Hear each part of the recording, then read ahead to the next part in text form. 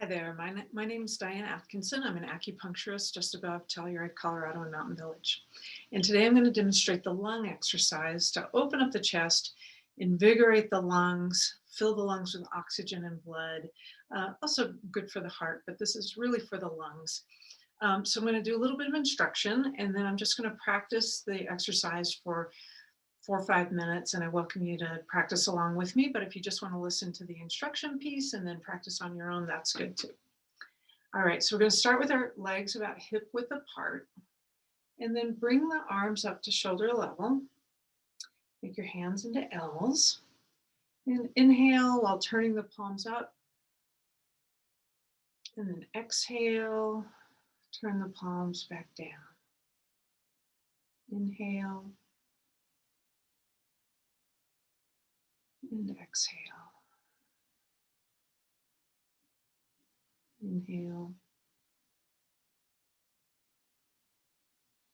exhale.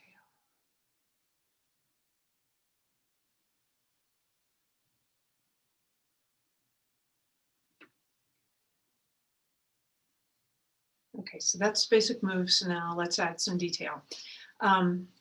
When you're first starting out, you're probably going to really use the muscles of your arms and use your shoulder to raise the arms. And what you want to work towards is imagining that the breath, the inhale is moving the arms out, and the exhale is closing the arms. So it's a really light, easy motion with like no efforting.